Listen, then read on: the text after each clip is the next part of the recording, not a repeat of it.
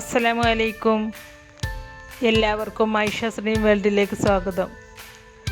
ഇന്ന് ഞാൻ വന്നിട്ടുള്ളത് ഒരു ചില്ലി ചിക്കൻ്റെ റെസിപ്പിയുമായിട്ടാണ്. നമുക്ക് റെസ്റ്റോറൻറ്റിൽ നിന്നും കിട്ടുന്ന അതേ ടേസ്റ്റിലുള്ള ഒരു ചില്ലി ചിക്കൻ എങ്ങനെയാണ് വീട്ടിലുണ്ടാക്കിയെടുക്കുന്നത് എന്ന് നോക്കാം.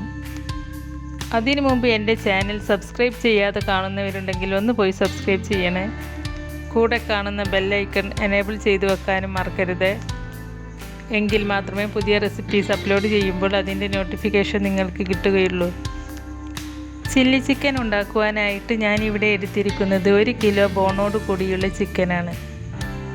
നിങ്ങൾക്ക് വേണമെങ്കിൽ ബോൺലെസ് ആയ ചിക്കനും യൂസ് ചെയ്യാം. ചില്ലി ചിക്കൻ ഉണ്ടാക്കുവാനായിട്ട് ചിക്കൻ ചെറുതായി കട്ട് ചെയ്തെടുത്തിട്ടുണ്ട്. ഈ ചിക്കൻ നന്നായിട്ട് കഴുകി വെള്ളം മുഴുവൻ വാർത്തെടുത്തതിന് ശേഷം ഒരു പാത്രത്തിലേക്ക് ഇട്ട് കൊടുത്തിട്ടുണ്ട്. ഈ ചിക്കനിലേക്ക് 1 ടീസ്പൂൺ വെളുത്തുള്ളി പേസ്റ്റും അതുപോലെ 1 ടീസ്പൂൺ ഇഞ്ചി ചതച്ചതും 3/4 ടീസ്പൂൺ കാശ്മീരി ചില്ലി പൗഡറും അതുപോലെ 3/4 ടീസ്പൂൺ കുരുമുളക് പൊടിയും ചേർത്ത് കൊടുക്കുന്നുണ്ട്. പിന്നെ ഞാൻ ഇതിലേക്ക് ചേർക്കുന്നത് 1 ടീസ്പൂൺ വിനാഗിരിയും 1/2 ടീസ്പൂൺ സോയ സോസുമാണ്. ഇനി ഈ ചിക്കനിലേക്ക് ആവശ്യമായ ഉപ്പ് ചേർത്ത് കൊടുക്കുന്നുണ്ട്. ഉപ്പ് ചേർത്ത് കൊടുത്തതിന് ശേഷം 1 കോഴിമുട്ട പൊട്ടിച്ച് ഈ ചിക്കനിലേക്ക് ഒഴിച്ചു കൊടുക്കുക. കോഴിമുട്ട ഒഴിച്ചു കൊടുത്തതിന് ശേഷം 1/4 കപ്പ് അഥവാ 4 ടേബിൾ സ്പൂൺ കോൺഫ്ലോറും അതേ അളവിൽ 1/4 കപ്പ് മൈദയും ചേർത്ത് കൊടുത്ത് നന്നായിട്ടൊന്ന് കൈകൊണ്ട് തന്നെ മിക്സ് ചെയ്തിട്ടെടുക്കുക. ഈ ബാറ്റർ നന്നായി ചിക്കനിൽ പിടിച്ചിരിക്കുന്ന രീതിയിൽ നന്നായിട്ടൊന്ന് മിക്സ് ചെയ്തിട്ടെടുക്കണം. ഇപ്പോൾ ഞാനിത് നന്നായിട്ടൊന്ന് മിക്സ് ചെയ്തെടുത്തിട്ടുണ്ട്. ഇനി നമുക്ക് ഈ ചിക്കൻ അരമണിക്കൂർ റെസ്റ്റ് ചെയ്യാൻ വെക്കാം. അരമണിക്കൂറിന് ശേഷം ഈ ചിക്കൻ നമുക്ക് ഫ്രൈ ചെയ്തെടുക്കാം. ഈ ചിക്കൻ ഫ്രൈ ചെയ്തെടുക്കാനായിട്ട് ഒരു പാൻ അടുപ്പത്ത് വെച്ച് അതിലേക്ക് കുറച്ച് സൺഫ്ലവർ ഓയിൽ ഒഴിച്ച് കൊടുത്തിട്ടുണ്ട്. ഓയിൽ നന്നായി ചൂടായതിനു ശേഷം അതിലേക്ക് ചിക്കൻ ഓരോന്നായി ഇട്ട് കൊടുക്കുക.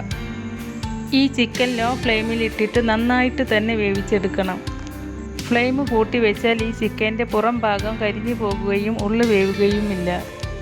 ചില്ലി ചിക്കൻ ഉണ്ടാക്കുന്ന സമയത്ത് പിന്നെ ഈ ചിക്കൻ അധികം വേവിക്കില്ല. അപ്പോൾ ഈ ചിക്കൻ എണ്ണയിൽ കിടന്ന് തന്നെ 100% വേവണം. അതുകൊണ്ടാണ് ലോ ഫ്ലെയിമിൽ വെച്ച് നന്നായിട്ട് തന്നെ വേവിച്ചെടുക്കണം എന്ന് പറയുന്നത്. ഈ ചിക്കൻ്റെ ഒരു ഭാഗം നന്നായിട്ട് ഫ്രൈ ആയി വന്നിട്ടുണ്ട്. ഇനി നമുക്കിത് തിരിച്ചിട്ട് കൊടുക്കാം. തിരിച്ചിട്ടതിന് ശേഷം ഇതിൻ്റെ മറ്റേ വശവും നന്നായിട്ട് വേവാൻ വേണ്ടിയിട്ട് വെയിറ്റ് ചെയ്യുക. ഇതിൻ്റെ 2 വശവും നന്നായിട്ട് ഫ്രൈ ആയി വന്നിട്ടുണ്ട്. ഇനി നമുക്ക് ഈ ചിക്കൻ എണ്ണയിൽ നിന്നും എടുത്തു മാറ്റാം.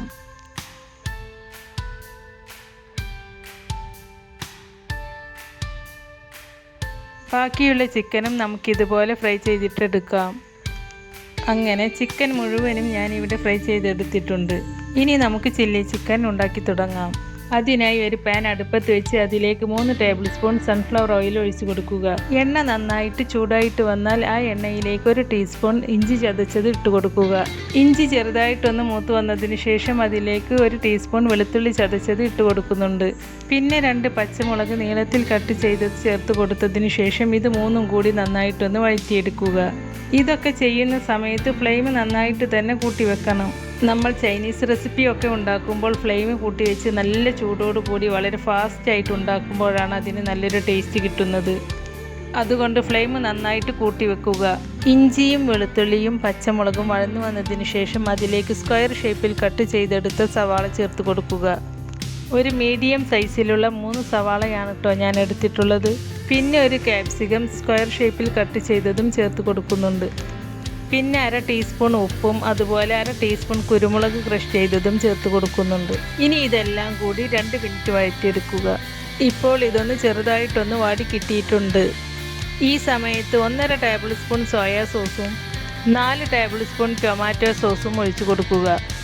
എന്നിട്ട് ഇതൊന്ന് ചെറുതായിട്ടൊന്ന് മിക്സ് ചെയ്തെടുക്കുക. ഇനി നമുക്ക് കോൺഫ്ലോറിൻ്റെ മിക്സ് തയ്യാറാക്കിയെടുക്കാം. അതിനായി ഒരു ബൗളെടുത്ത് അതിലേക്ക് 2 ടീസ്പൂൺ കോൺഫ്ലോർ ഇട്ട് കൊടുക്കുന്നുണ്ട്. ഈ കോൺഫ്ലോറിലേക്ക് 1/4 കപ്പ് വെള്ളം ഒഴിച്ച് നന്നായിട്ട് കട്ടയില്ലാതെ മിക്സ് ചെയ്തിട്ടെടുക്കുക. ഇനി ഈ കോൺഫ്ലോറിൻ്റെ മിക്സ് ഇതിലേക്ക് ഒഴിച്ചു കൊടുക്കുക. ഇതൊന്ന് ഇളക്കിയെടുത്തതിന് ശേഷം നമ്മൾ നേരത്തെ ഫ്രൈ ചെയ്ത് വെച്ച ചിക്കൻ ഇതിലേക്ക് ഇട്ട് കൊടുക്കാം. മുഴുവൻ ചിക്കനും ഇട്ട് കൊടുത്തതിന് ശേഷം നന്നായിട്ടൊന്ന് മിക്സ് ചെയ്തിട്ടെടുക്കുക. കുറഞ്ഞത് 2 മിനിറ്റെങ്കിലും ഇതുപോലെ നന്നായിട്ട് മിക്സ് ചെയ്തിട്ടെടുക്കണം. ഇതിൽ ചേർത്തിരിക്കുന്ന കോൺഫ്ലോർ ഒന്ന് വെന്ത് വരണം. കോൺഫ്ലോർ വെന്ത് വരുന്നത് വരെ ഇതൊന്ന് ഇളക്കി കൊടുക്കുക. ഇനി കുറച്ച് മല്ലിയില ഇട്ട് കൊടുത്ത് ഒന്ന് മിക്സ് ചെയ്തിട്ട് എടുക്കുന്നുണ്ട്. ഈ സമയത്ത് ഉപ്പ് കറക്റ്റാണോ എന്ന് നോക്കുക. ഇപ്പോൾ നമ്മുടെ ചില്ലി ചിക്കൻ ഇവിടെ റെഡി ആയിട്ടുണ്ട്. ഇനി നമുക്ക് ഫ്ലെയിം ഓഫ് ചെയ്യാം. എന്നിട്ട് ചില്ലി ചിക്കൻ ഒരു പ്ലേറ്റിലേക്ക് സെർവ് ചെയ്യാം. ഇത് റെസ്റ്റോറൻറ്റിൽ നിന്നും വാങ്ങുന്ന ചില്ലി ചിക്കൻ്റെ അതേ ടേസ്റ്റ് തന്നെയാണ് കേട്ടോ. ഇത് ഉണ്ടാക്കി കഴിക്കുമ്പോൾ നിങ്ങൾക്കത് മനസ്സിലാവും. ഞാൻ ഈ ചില്ലി ചിക്കനിൽ ഒഴിച്ചിട്ടുള്ള ടൊമാറ്റോ സോസ് ഈ ചില്ലി ചിക്കൻ ഉണ്ടാക്കുവാനായിട്ട് പ്രത്യേകം വീട്ടിൽ തന്നെ ഉണ്ടാക്കിയെടുത്തതാണ് കേട്ടോ.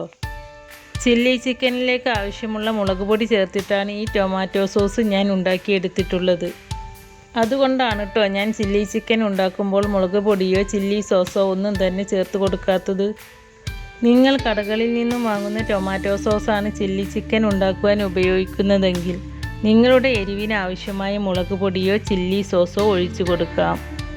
ടൊമാറ്റോ സോസ് ഉണ്ടാക്കുന്നതിൻ്റെ വീഡിയോ ഞാൻ മുമ്പ് പോസ്റ്റ് ചെയ്തിട്ടുണ്ടായിരുന്നു.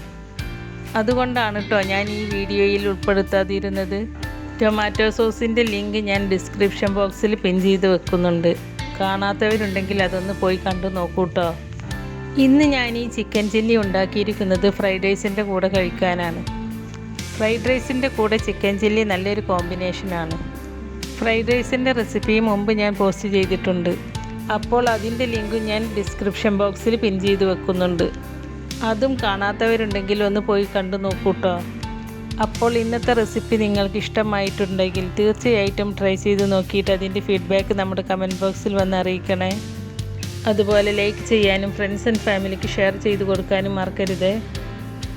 ഇൻഷാ അല്ലാഹ് പുതിയ റെസിപ്പീസുമായി വീണ്ടും വരാം. Thank you.